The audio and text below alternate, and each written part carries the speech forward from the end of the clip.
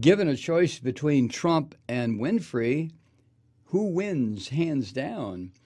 Given the choice between Winfrey and somebody who understands national global politics, I'm afraid Miss Winfrey might come in second in that. But it just shows how goddamn desperate this country is right now, with this Nazi leading us into hell.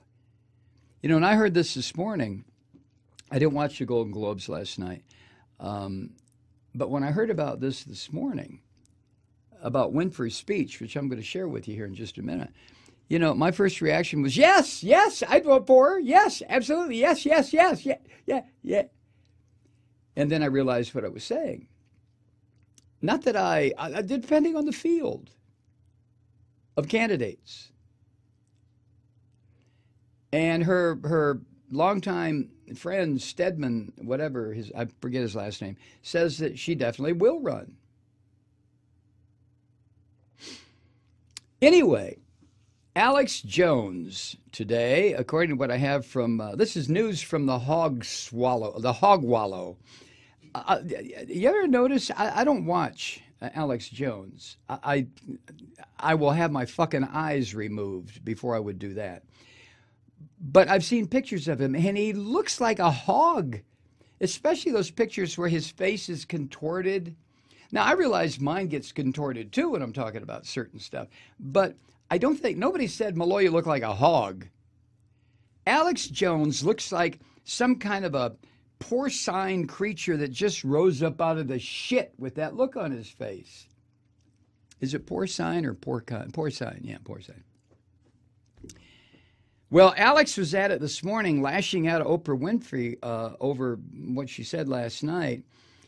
This is what the Hog said, quote, "Ladies and gentlemen, I've always broken down the fact that Oprah Winfrey is a top globalist, a top eugenicist." Eugenicist? Eugenicist? You fucking Nazi? That's what you people are. Who pushes a one-world religion through her private foundation. One-world religion? She's even got a New Age movie coming out to brainwash the children. Well, they've readied her to run against Trump in 2020 and to fire that campaign up in about a year. But we know the secrets about Oprah Winfrey that they don't want you to know. We know the secrets. We know the secrets. Jones then said, she could never be elected because the skeleton's in her closet. Right. They want to call Trump a Nazi? Look out, lady. We know what you're designed to do. You're the blackface to carry out the enslavement of black folks and everybody else.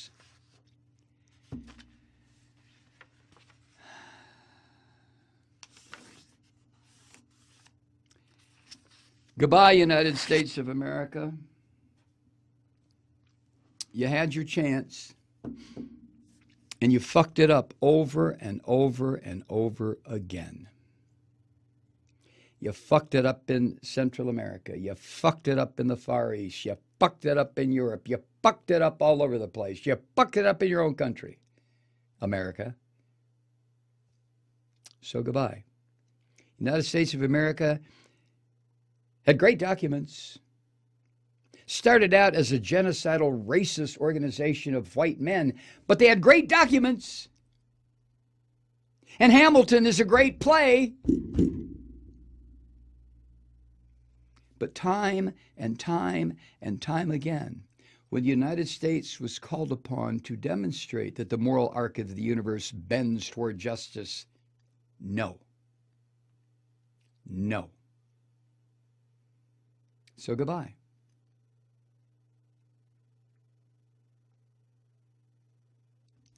Here is Oprah Winfrey's speech as transcribed by the Washington Post. In 1964, I was a little girl sitting on the linoleum floor of my mother's house in Milwaukee watching Anne Bancroft present the Oscar for the Best Actor at the 36th Academy Awards. She opened the envelope and said 5 words that literally made history.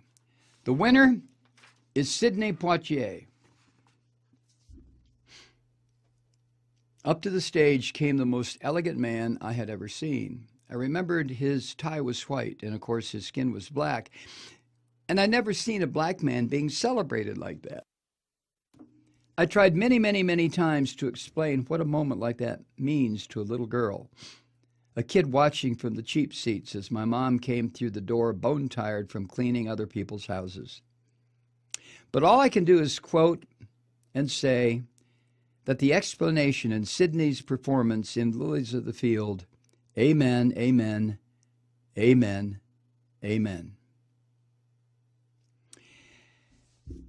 In 1982, Sidney received the Cecil B. DeMille Award right here at the Golden Globes. And it is not lost on me that at this moment, there are some little girls watching as I become the first black woman to be given the same award. It is an honor. It is an honor, and it is a privilege to share the evening with all of them, and also with the incredible men and women who inspired me, who challenged me, who sustained me, and made my journey to this stage possible.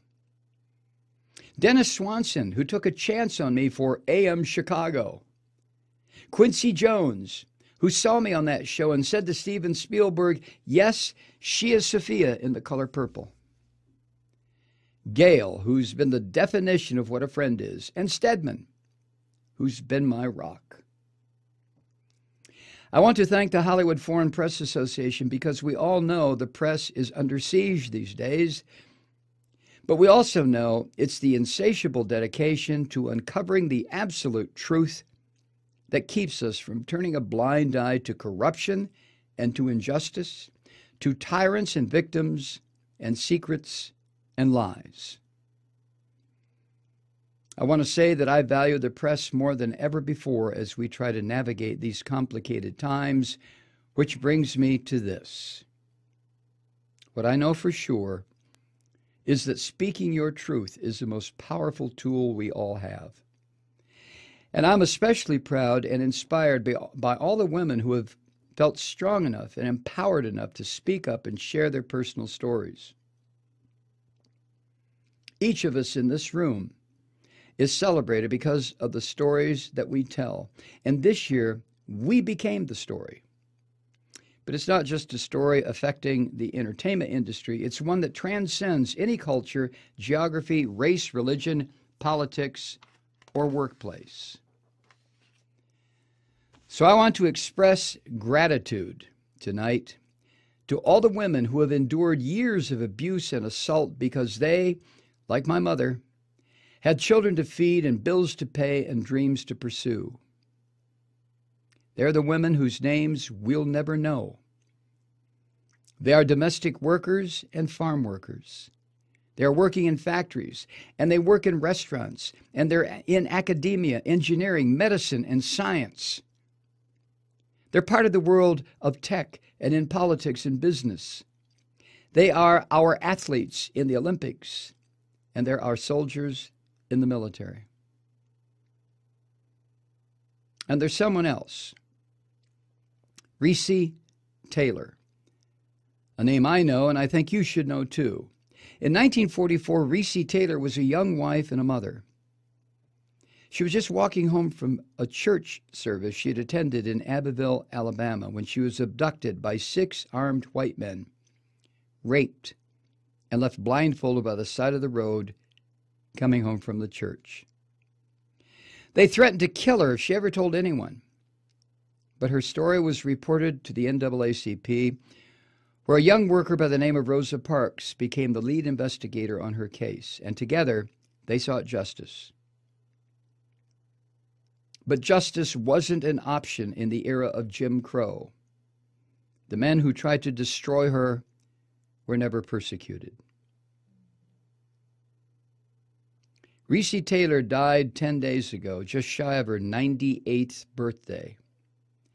She lived as we all have lived, too many years in a culture broken by brutally powerful men. And for too long, women have not been heard of or believed if they dared speak their truth to the power of those men. But their time is up. Their time is up. Their time is up. And I just hope that Reese Taylor died knowing that her truth, like the truth of so many other women who were tormented in those years, and even now tormented, goes marching on. It was somewhere in Rosa Parks' heart almost 11 years later when she made the decision to stay seated on that bus in Montgomery.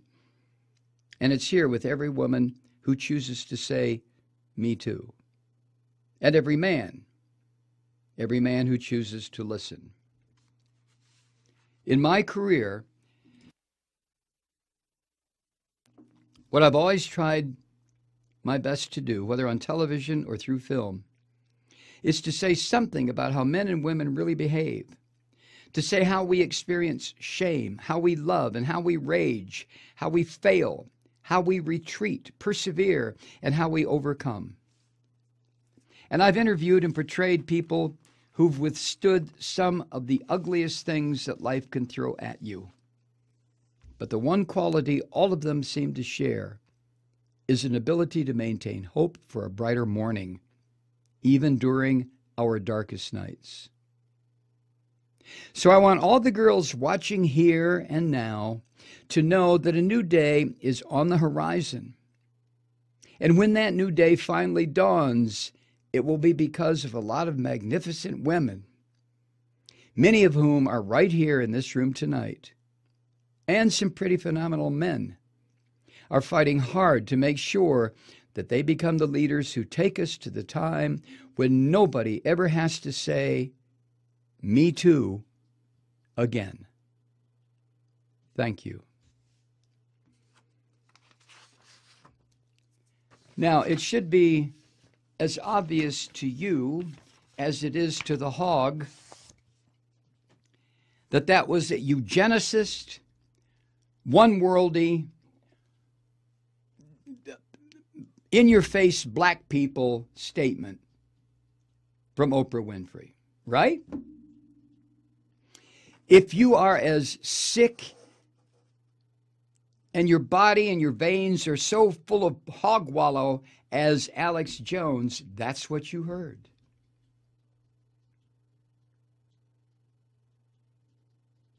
But thanks Satan, there's only one Alex Jones. And someday that hog will step off this earthly coil too. And you know who will miss him? A bunch of Nazis.